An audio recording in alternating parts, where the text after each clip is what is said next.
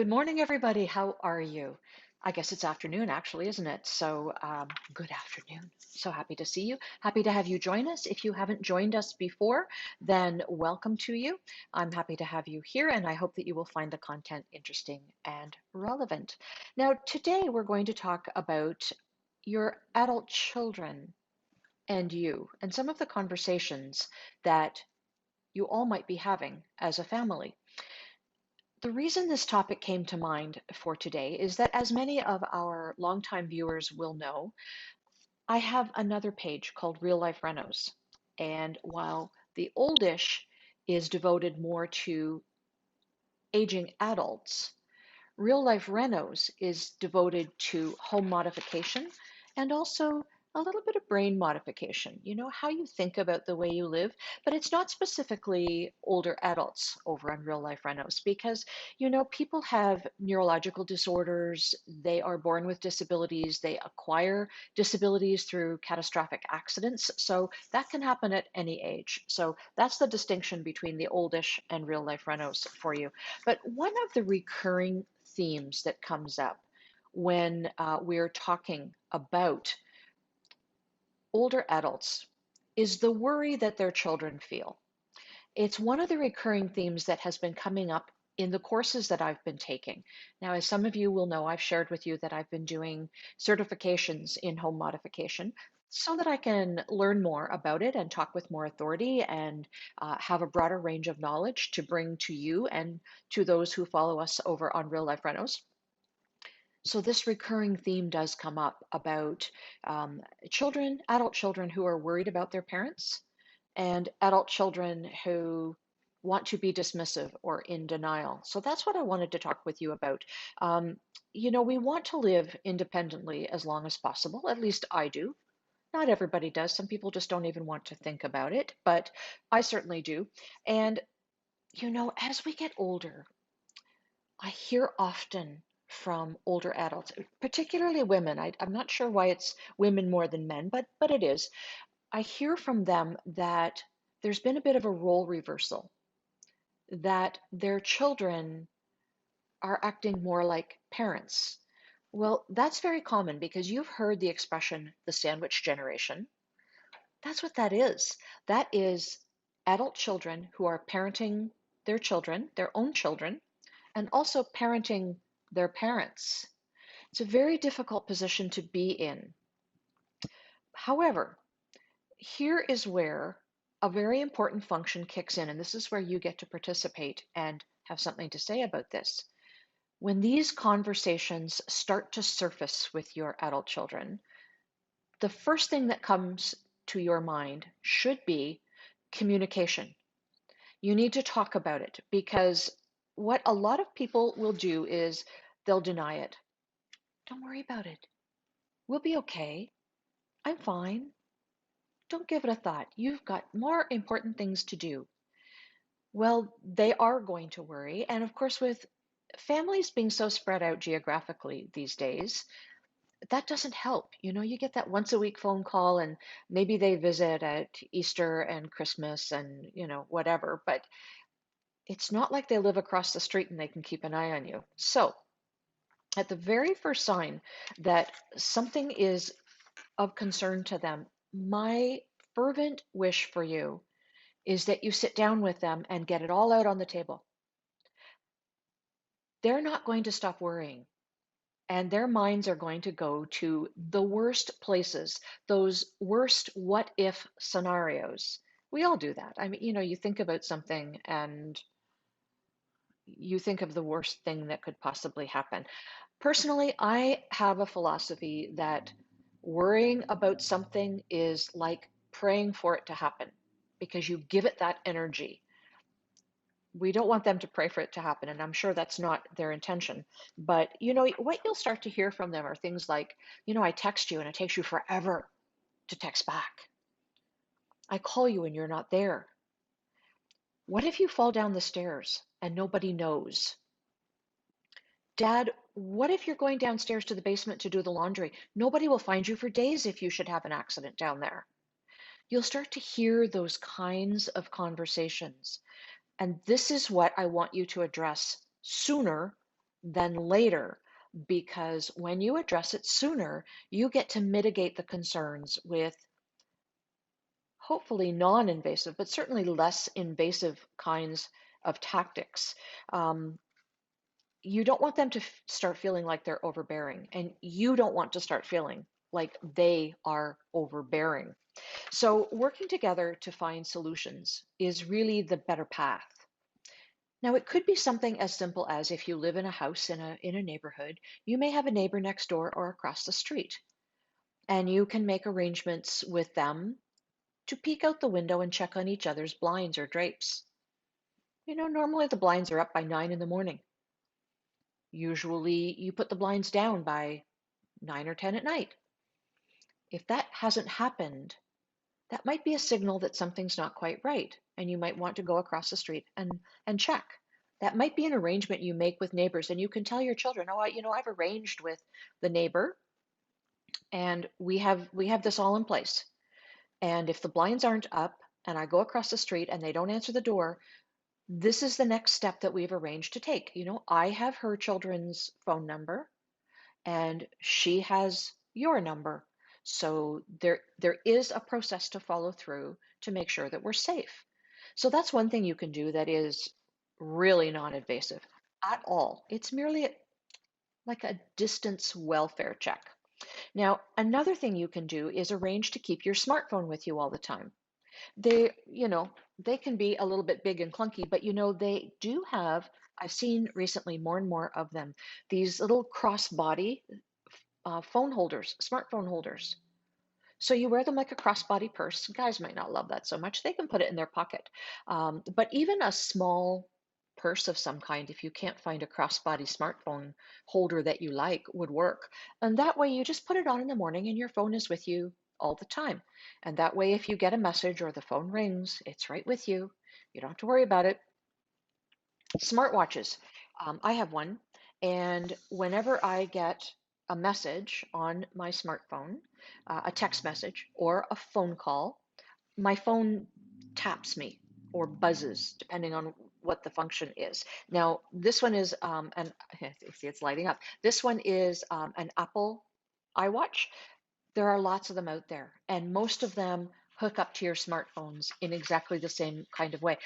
I think I'm not going to say for sure, but I think Fitbit watches will also do the same thing. Anyway, check on it and see what you can find. But even the newer ones, you don't even have to have your phone with you all the time. And my watch is, and I think it's generation 3, so it's quite old at this point in time. But the newer generations, you don't even have to be that close to your phone to get phone calls, and you can actually talk on them. Remember those superhero cartoons or programs from back in the day when they talked on their phone? Well, that's a reality. That's really happening. You can also take some proactive steps that you can tell your children about. You can look at some really simple home modifications. Now, yes, there are some very expensive ones, but you can do things like look around your house, and you can pull up area rugs. You've heard me talk about those before. Right? Those things are the devil incarnate. Area rugs and throw rugs are not good things to have around. They are fall hazards. You can get rid of those. Removing clutter. You can install some grab bars in the bathroom. Now, here's something I learned in my most recent home modification course that I'm still in. I'm doing it with the University of Southern California, and it's a longer one, so it'll be a long time before I'm done. But anyway, one of the things that I have learned is that they have some really nice looking grab bars, because most of us, we think of grab bars and we think, oh God, the bathroom's going to look institutional. Doesn't look that way. If you get some of these nicer ones, yes, they do cost more. Yes, they do. But they have them that, it looks like a regular towel bar, but there's another little bar on the bottom. That's where the towel goes. The actual main bar is the grab bar, but it's so integrated, and they come in, the oil polished and silver and bronze and stainless, lots of different kinds and types now.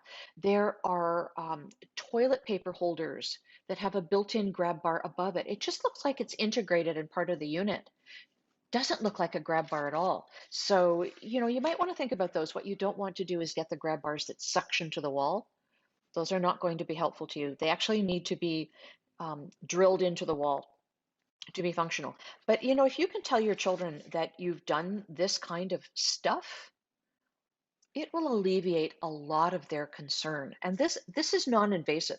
We're not talking about putting cameras or monitors in your house. No, we're not. We're talking about things you can do to be safer, to lower the threshold of their concern. And at the same time, let's be honest, increase your safety. None of us are getting younger. Falling is a hazard for sure. And denying that doesn't make the hazard go away. It just means you're pretending it doesn't exist and therefore not taking steps to make sure that it doesn't happen. Take a look at the tread on your house slippers. We did a whole show about this as well. Your house slippers or the shoes you typically wear around the house, take a look at it. If they're bald and shiny, you shouldn't be wearing them. You need to throw them out and replace them.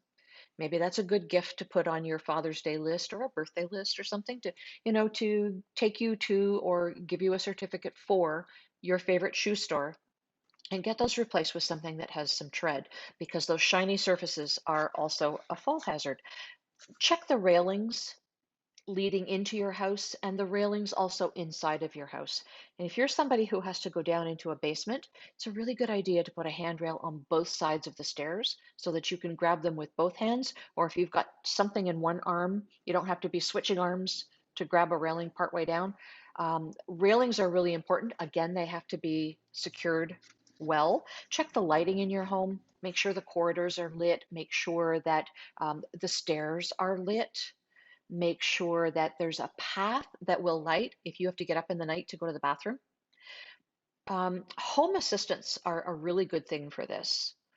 Now, yes, there is a lot of concern about them listening to you, that Big Brother is listening somehow. There are ways of setting it up so that that's not the case. So be aware of that. But they can turn lights on and off. I have them here. And when it gets darker at night, I just say, Alexa, turn the lights on. And the lights come on. Okay, the lights just came on. Alexa, turn the living room lights off. Okay, and the lights go off. So, just by voice, you don't have to fumble for a light switch in the dark. You don't have to trip over anything. You just say what you want to happen. And it's really very simple. So now this is a discussion you don't probably want to have with your children, but it's an issue you need to think about. Incontinence is a very one of the most frequent causes of falls. It's not a normal part of aging, but if you are finding that you are incontinent or dribbling or, you know, whatever, you need to make an appointment with your doctor and have a very frank conversation. You can tell your kids afterwards you went to see the doctor to talk about various, range of motion issues or whatever you want to say. But, I think that the more you can communicate with your adult children about measures that you are proactively putting in place will reduce their anxiety about your safety and your wellness. Um, you don't want them being your caregiver or being your parent or big brother. You want to still be their mother or their father or whatever relationship you have with them. I will close off this part of the conversation by telling you that if you deny the conversation, I'll be okay, don't worry about me. You can deny it all you want. That doesn't stop the conversation on their end. It just means you're no longer part of it. And I don't think that's a really good situation either. You need to be part of that conversation and make sure that you are openly communicating all along the way. Okay, enough of that. I want to tell you about, actually, this is about positive thinking. We just published a really great article on theoldish.com about a study that was done that shows that negative thoughts are aligned with dementia. Check that out. There are lots of reasons to be positive thinkers, and now I've got another one. But I like thinking positively anyway. I mentioned real life renos at the top of the show. I'm going to mention it now and tell you that tomorrow at 7 p.m., our real life reno show will air. We're messing around with the times. I think the first one was at 3:15 in an afternoon. The one last week was at 11 o'clock in the morning. We're doing one at 7 p.m. tomorrow evening, and we're talking with a renovator contractor who specializes in accessibility. Accessibility, don't confuse that with wheelchairs and ramps and all that, although he does that. He also deals very strongly with universal design, and he has all kinds of certifications that mean he really knows what he's talking about. So that should be a really interesting show if you are interested in that topic. Go over to facebook.com/, real life renos, and you can like and follow our page. You'll get a notification when that show is coming up when we post the announcement, but that is tomorrow at 7 p.m. Of course, it'll be archived, so if you're busy, don't worry about it. You can go back and pick it up. Anyway, that is our show for today. So don't let your children worry so much. They're just going to. You know, the way you used to worry about them when they were little, when they first got their driver's license and took off, and you didn't know where they were going or that they were going to be all right because you couldn't see them? It's the same kind of thing. Okay, folks, until next Wednesday at 12 noon, I will say goodbye. I will hope you stay well, look after one another. And do remember, please, that it takes a village to age a senior. Bye, everybody.